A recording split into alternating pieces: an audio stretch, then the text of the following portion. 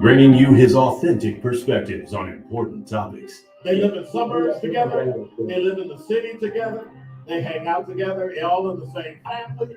We're the only idiots that fight because we want our voice to only be on one side. Like, does that even make any sense? And when the side loses, you lose everything. Like business. They, on the other hand, have a voice no matter what because somebody that looks like them is always in control. Frank, candid, and straight to the point. Well, it's just a skewed system. Of course it is. It's a lot of the judgment. But answer my question though. though. Should we let people go? Should we let people go? Like, let's just forget about bail altogether. And if your neighbor commits a homicide and kills people up, if you kill people and they next to you and you just let them come back and live right next to you, they can live upstairs from you. Let them come in your house. This is The Truth in the Afternoon with Dr. Ken Harris on 1017 The Truth and The Truth app. Now, he's the mayor of the city of Milwaukee. He's a young man. Give him a chance. I only complain about things. You can still get a new open. What I want you to do is pretend like I'm in St. Louis. And all I'm asking the mayor and the county president and the county council, show me. Now, live from the American Family Insurance Studio in Milwaukee, here is Dr. Ken Harris.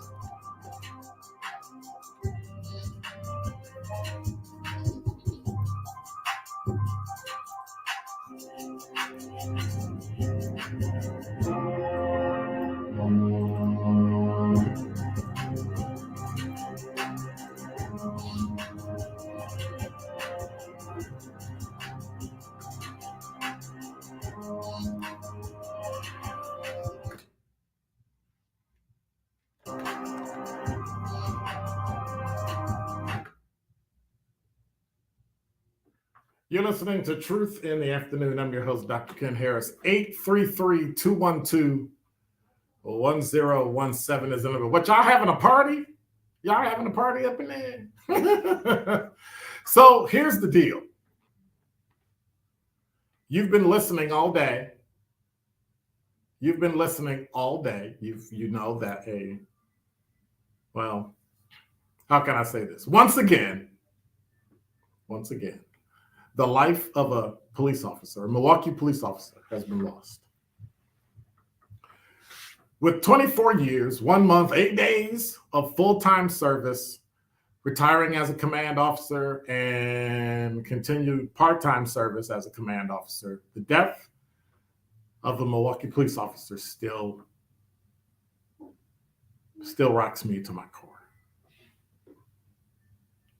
Now, over time, one would think the sting of death of someone you don't know personally would not have an effect.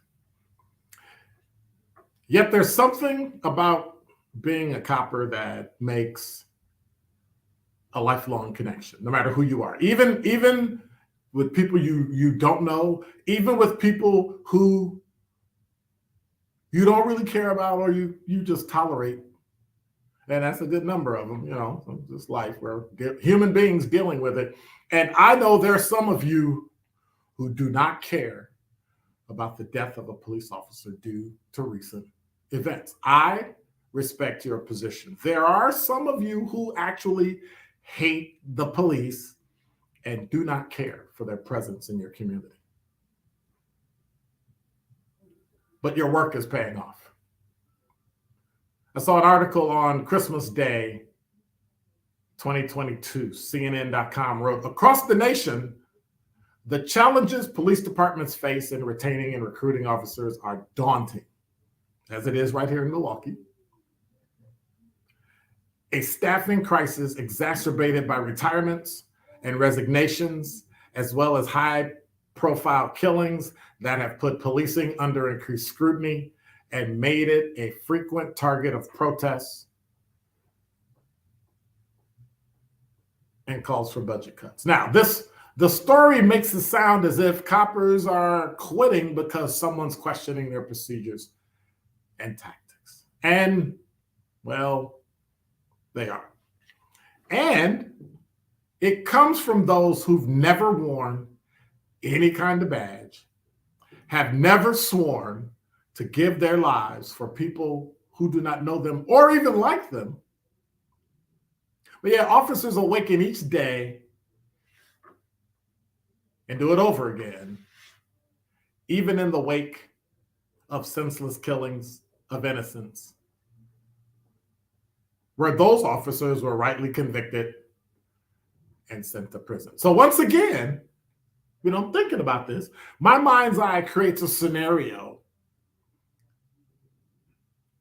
about Monday, February 6th, 2023, where a Milwaukee police officer woke up, took a shower, maybe shaved, put on some underwear, t-shirt, socks, uniform, shirt and pants, boots, duty belt, radio, vest, all that stuff.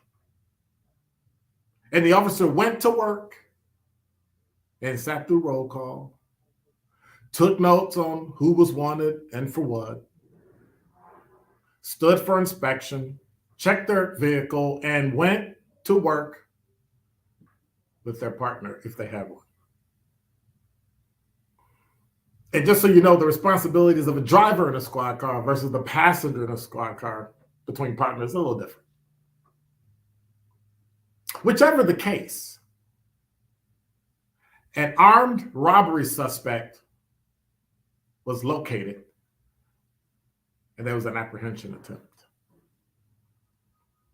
And at 1:20 a.m. this morning, Tuesday, February 7th, 2023, 2 lives, not just one, 2 lives were changed.